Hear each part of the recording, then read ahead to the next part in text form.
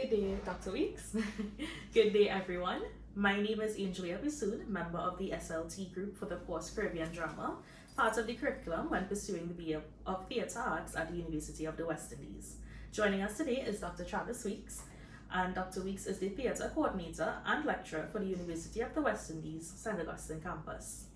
So, Dr. Weeks, how are you doing today? I'm fine. Thank you very much. Yes, I feel very well. It's a good day, isn't it? Yes, definitely. And thank you so much for taking the time out of your busy schedule to speak with us. You're most welcome. And how are you, Angelia? I am good. Can't complain at all. Great, yeah.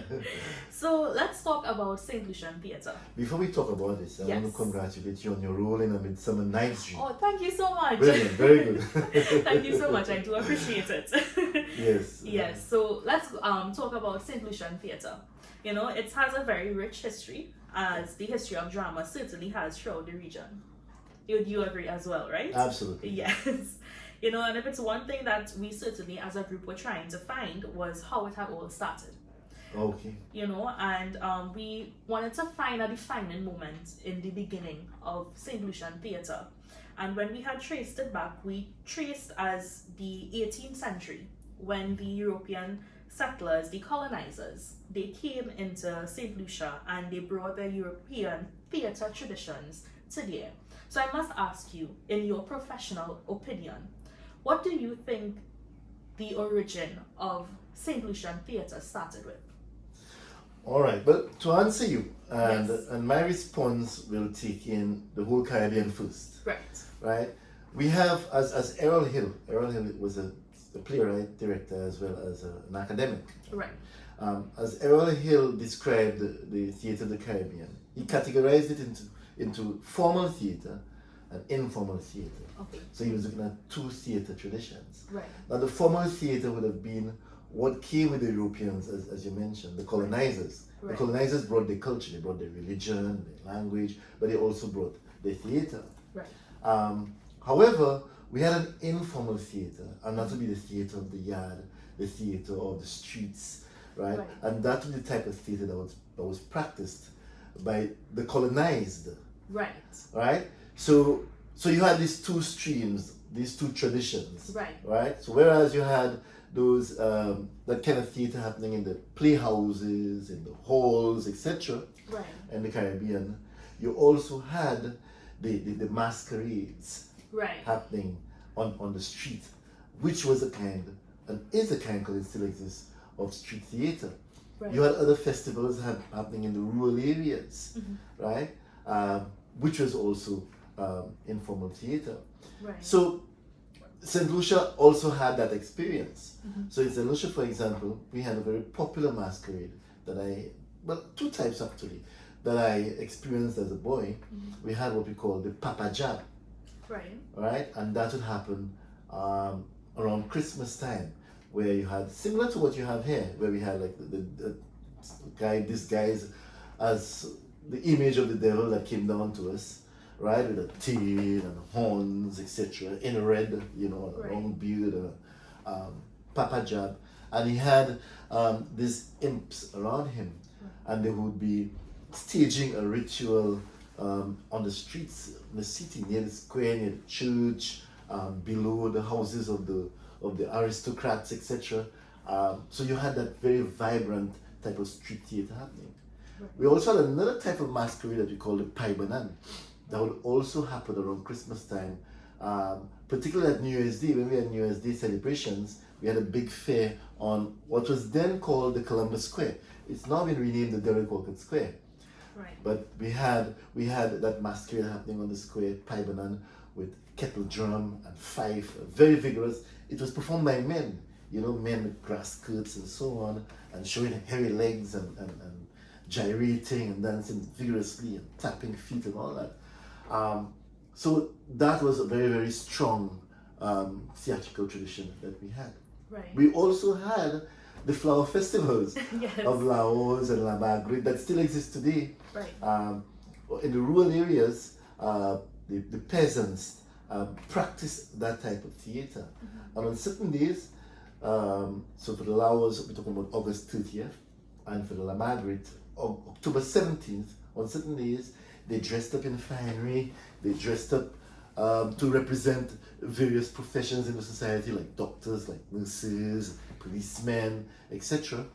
And they came on buses into the city, and on the square they performed elaborate ceremonies. They did role playing, so somebody would fall ill and the doctor would attend to them, or somebody would commit a crime and the police arrest them. But this was all mimicry. It wasn't, of course, it was play. Yes, right? yes.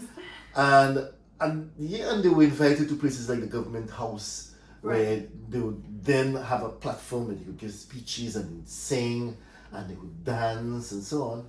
And then after a whole day of this, then they go back home, and that happened every year.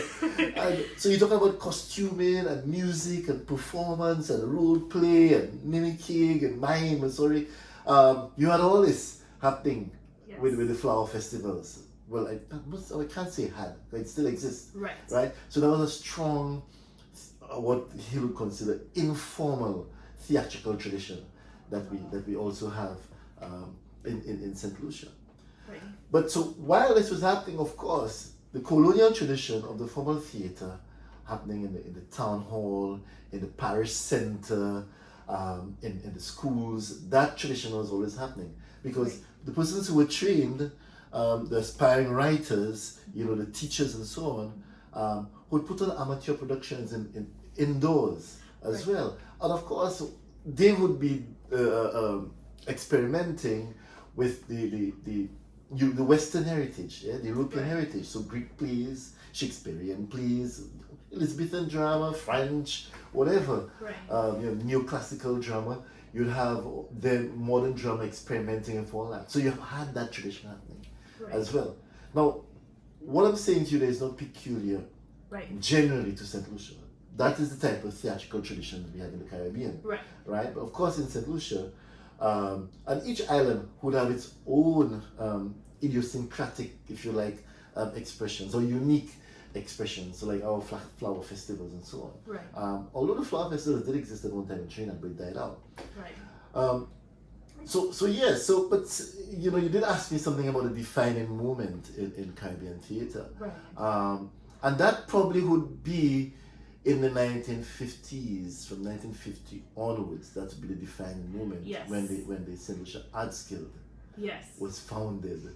Yes. But before that, you had some amateur dramatic society happening. So the father of Derek Walcott, the parents of Derek Walcott, Warwick Walcott and Alex Walcott, the mentor of Derek Walcott, Harold Simmons, and others in Castries, they would have been part of an amateur dramatic society where they would have been part of the formal tradition, staging plays, Shakespeare, etc., etc., etc. The St. Lucia Arts Guild was founded in 1950 by the Walcott twins, Derek and Roger Walcott, and some other individuals. We had a very well-known painter called Dunstan Sintoma. So they founded the St. Lucia Arts Guild, and the St. Lucia Arts Guild ushered in a tremendous era of vibrant St. Lucian theatre. The St. Lucia Arts Guild began touring the Caribbean. So Derek and Roger Walcott were the writers. Derek Walcott left soon after he founded the St. Lucia Arts Guild and went to Jamaica to study. But his brother, Roger Walcott, stayed back and continued to write and continued to nurture the group. And it's very interesting because one of the seminal productions of that time would have been Henri Christophe, which was written by Derek Walcott, and that's based on the Haitian Revolution. And he wrote it in metrical verse, in following the Elizabethan conventions. Henri Christophe, because of course he was learning from and copying the Elizabethan writers and so on. So he wrote a Henri Christophe, and they would stage it. And interestingly, some years later, Henri Christophe was actually staged in London as a radio play by the BBC.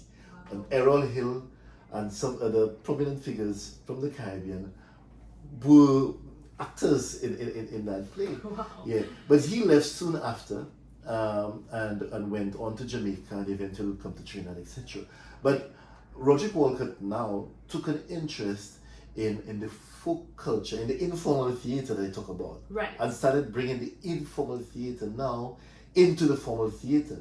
So, for example, the folk festivals of Laos and Lamagui, Roderick Walcott started drawing from the theatre of those festivals Right. to create new drama. And his best known play is a play called The Banjo Man. Right. And The Banjo Man, when it was staged in St. Lucia, it was banned by the authorities. It was frowned upon by the Catholic Church, because it was folk culture with folk themes, and so on. It was dancing to drums, and that's an interesting thing, because when the Walcott twins when they started the theatre, they started drawing heavily from the folk traditions, the court tradition. The court tradition is a kind of a wake tradition, with storytelling and drums and dancing, etc. And when the Banjo Man became exposed to the Caribbean was when we staged the first Caribbean Festa. And when I say we, I'm talking about the Caribbean. Yeah. And that was in Guyana in 1972. Wow. And that's when the Caribbean became aware of the power of those folk festivals in theatre.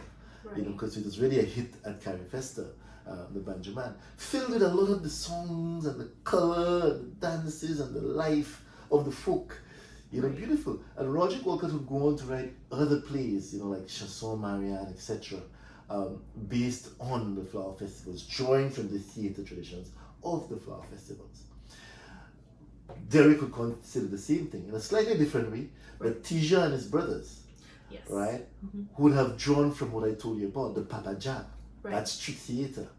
He'd have drawn from that street theatre that he witnessed as a boy, that masquerade tradition, and used it now to create that formal theatre of Tija and his brothers, which has become a world classic.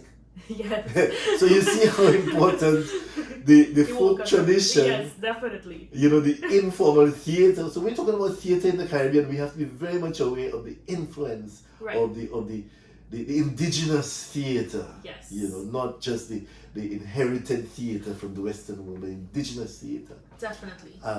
Because we would not have had Tija and his brothers without the Papa Jam tradition. True. That is true. We would not have had the Banjo Man without the flower festivals.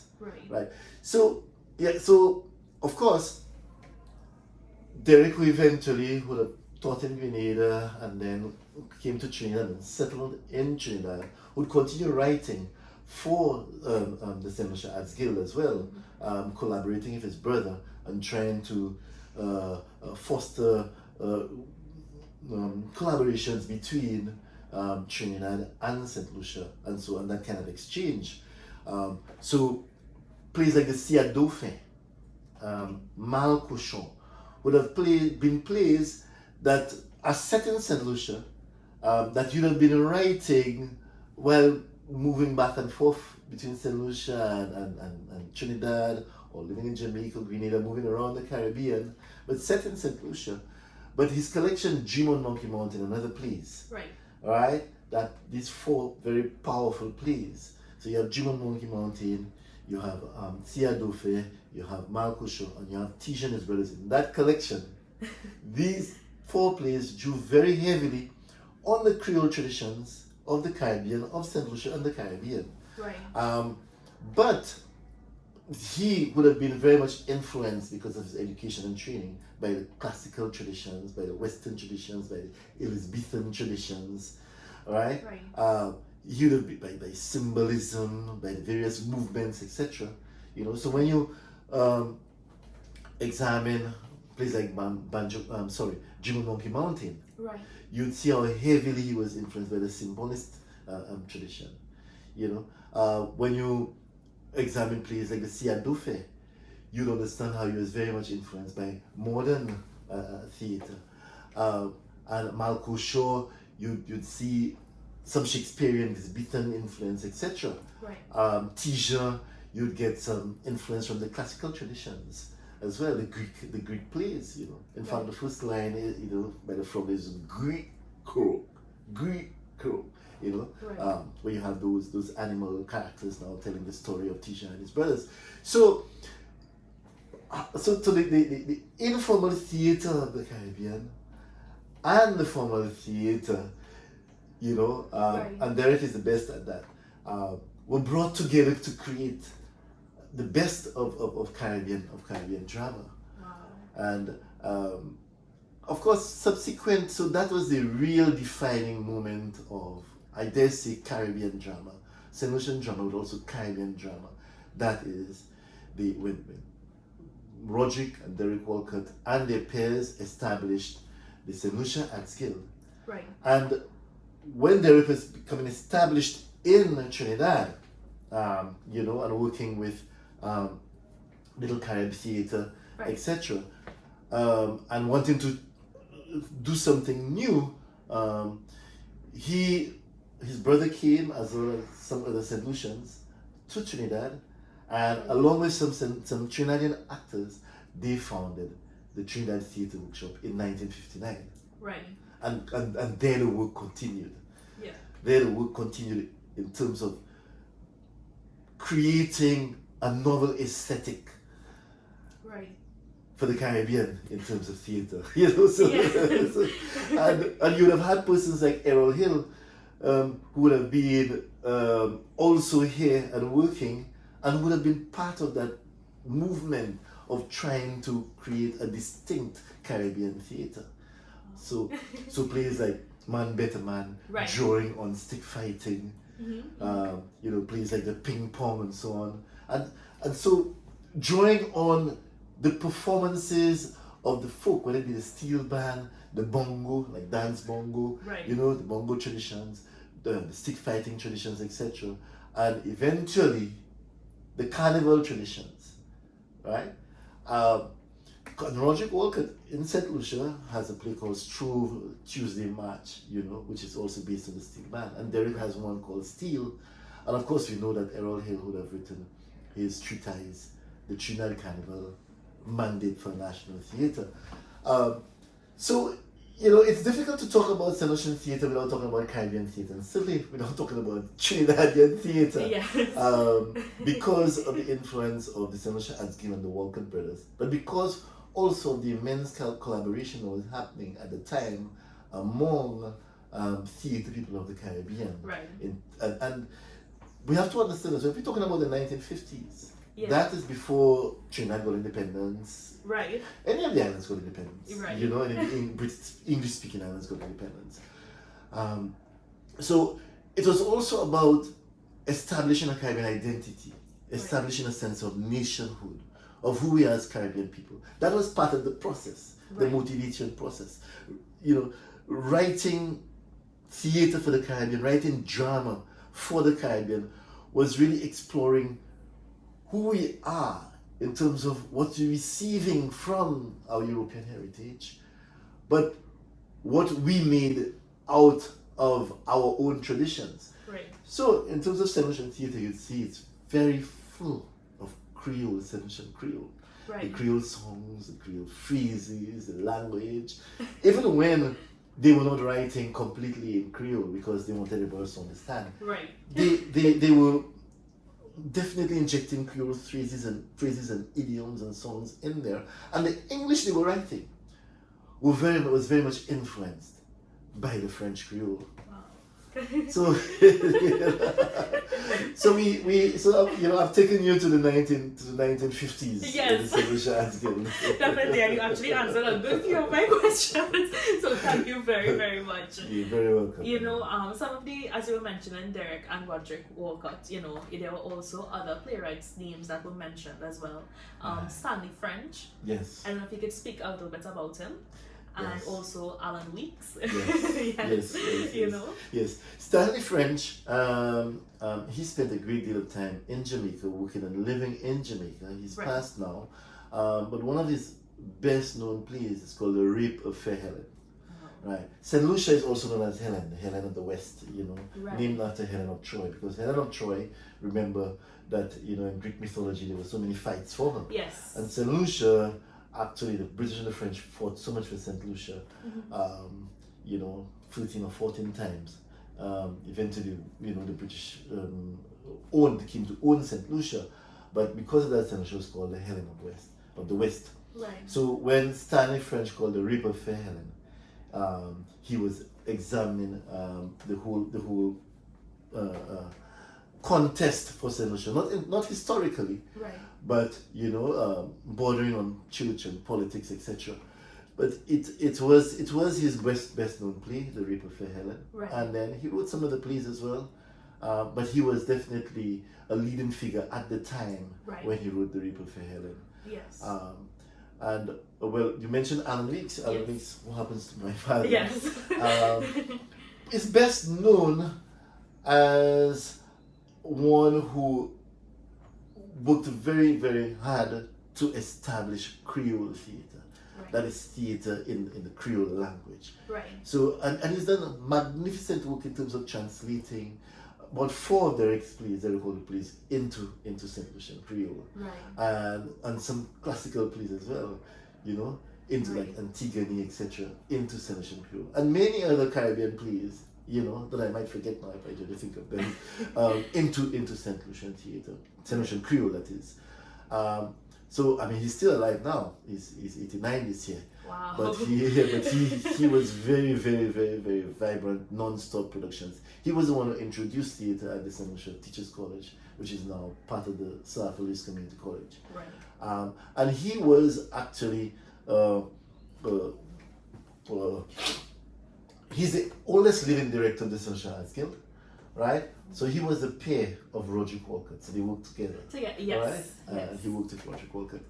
And yeah, but we've had some other playwrights in St. Lucia. We have MacDonald Dixon, Right. who's written a play called Tindai, and some other plays. Right. He's also a poet. Then we have Kendall Hippolyte, who has this play that is Drum Maker, that is part of in that small collection that Zeno has. Yes. The Ritual. Ritual, We yeah. have Kendall, who has the Drum Maker there. Right. And who, along with his wife, established, and some of the people call a theatre called the Lighthouse Theatre. Right. And that would have been in the 80s, going on into the 90s, I suspect. It no longer exists, but there was a lot of vibrant theatre happening at the Lighthouse Theatre at that time. Coming down the line, you have people like Hayden Ford, who was very, Right. you know, who is rather, sorry, a very prolific playwright. Several others, you know, many other. St. Lucia has quite a number of Yes. playwrights. I'm kind of singling out and mentioning those that are best known. Right. You know, but of course, this is a discussion that we have to take in segments, because we Yes. can talk about the theatre of each of those individuals Yes. separately. So, Definitely. so I'm giving you a sweep. Right. And of course, there's me. I'm not. Yes. Don't think of me as an academic, you know. Right. Don't let this doctorate fool you. I am a practitioner. Right. I'm a playwright. I'm a director. Yes. That's who I am. Right? I just happen to have a Ph.D. After a lot of sleepless nights. Yeah. Oh gosh. Yes. Right. But yes, so we do have a very strong theatre tradition. Right. And we have some younger persons who began writing as well. I just heard about that for jazz there's going to be a play that is written by 2 young ladies who were my students, I think. Were certainly students at the South Police College, where I taught and where I staged my plays that I've recently published, to the Fight for Bellevue and the Field of Power. Right. But they've written a play called A Little Folktale that has gained popularity, and I've heard, yesterday I heard that it's going to be staged as part of the Jazz Festival for this year, 2023. So, Wow. so you know, so it's good that we have a lot of young people now who are also practicing theatre. Definitely. And you know, as you mentioned, the Jazz Festival as well, you know, I also wanted to talk about that because we know there's also a significance of that festival as well being part of the theatrical history of St. Lucia as well, you know? Well, in some respect as well. Yeah. I mean, what has happened to the Jazz Festival is that it has become very much entrenched Right. in St. Lucian society. Right.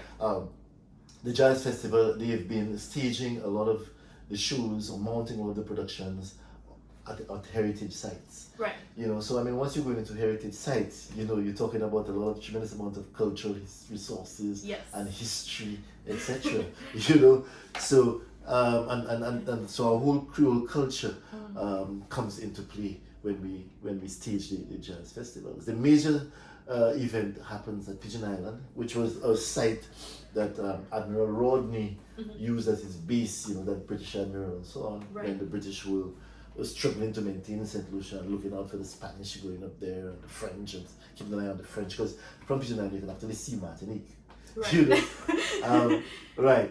So there's a tremendous of work that is being done in terms of drawing upon St. Lucian history and culture in order to create new novel theatre. That is also my interest. Yes. Yes, definitely. So now that you know we've talked about like good tracing this history of St. Lucian theatre, what do you think about the present St. Lucian theatre as it is now? Well, it's interesting you have that because I'm a little disheartened. You know, I was telling you about Alan Weeks a while ago. Yes. We established the Creole Theatre Workshop and translated a number of plays into Creole. And we staged these plays like in Martinique, in Guadeloupe, in St. Lucia. At one time, you know, when I was working in St. Lucia, we have a celebration in St. Lucia called Nobel Laureate Week. And that is to celebrate Derek Walcott and Safaris, who are two Nobel laureates. And so what used to happen was that I, along with my father and some of the persons, I would stage a lot of productions, including Walcott plays, in Creole, in French Creole, in our indigenous language. And I would do this. I would go to other spaces in the rural areas and do this. Right. So my disappointment is that there is not enough theatre in St. Lucia in the people's language. Okay. Right. And I think it's a great loss because, you know, it's a huge vacuum, because if we have theatre, more theatre in people's language, it means then that more of the people who speak that language can participate and can be motivated to participate. A lot of the young people who are more comfortable with their language rather than English, right, would participate in theatre if there was a stronger tradition and more support for theatre in French Creole, right? What we call Creole. So I'm unhappy about that. Yeah, and I definitely throw some flack, you know, all the time, you know, hoping that some kind of change would come about. But I think because many of the major theatre practitioners in St. Lucia are not, they're not primary Creole speakers. They're not really, they're Castries people, so to speak. Right? You have one group called Chekapesh that does a lot of slapstick comedy, a lot of theatre in Creole, and that is quite encouraging. Yeah, but it's very much just comedy, and I mean that has its place. It's very popular, not, you know, putting it down, but certainly we can have more that draws on other styles and other forms of theatre and not just slapstick comedy. I mean, it's something that we need to do. You know, the same thing happened for a long time, I think, in Jamaica. You know, we had the roots theatre. So sometimes you think when we're using the people's language, that it always has to be just about jokes and slapstick and comedy, you know. But it's possible to tackle some grander issues and some more serious themes and look at, you know, rather than just using the people's language for jokes. It's, you know, we need to continually develop and elevate the folk culture, you know. Definitely. So yes, there are people who continue to work in St. Lucian Theatre. I mean, there's the Cultural Development Foundation, and they encourage and they give support. You know, the Kennedy Pollitt, who I mentioned earlier, who's part of the Lighthouse, who founded the Lighthouse Theatre, you know, has always been very much the kind of individual who gives support to young theatre practitioners, artists, poets, and so on. So there is that type of work that is being done and is quite encouraging. There's a young group, a young lady called Danielle Dubois, who's doing some good work as well. She is actually born in Trinidad, but she's been living in St. Lucia for ages. And she's doing quite a bit of work in St. Lucia. Just a little production they had some time ago called Gopwell. Right. Wow. My niece wrote a critic of it here. My niece Alice wrote a critic of Gopwell. Gopwell is funny, you know. Gopwell is what you'll call like tabankahe. Oh, okay, Yeah. yes.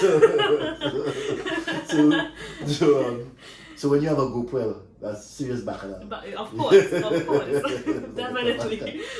So apparently she's had a series of performances on Gopwell. Right. So you can imagine how exciting that is, even popular Yes. among young people. Yeah, because Gopwell causes stress and laughter. Definitely. Thank you so much, Dr. Weeks, Yes. for coming and for talking to us about St. Lucian Theatre. Do you have any closing remarks that you would like to tell the audience? Yes, go to St. Lucia. Take a play to St. Lucia. Alright, I'll tell some friends there to look out for y'all, Yes. and continue to foster the exchanges between Trinidad and St. Lucia, and Definitely. Yeah, so, and I think in the Caribbean we need to really keep the theatre tradition alive, and Sure. we need to continue to let the young people realize that it is valuable to get trained in the theatre. Definitely. And so go and bring some more people to DCFA. Definitely. Thank you so much, Dr. Weeks. We You're really very do welcome. appreciate it. Yes. Thank you. Okay.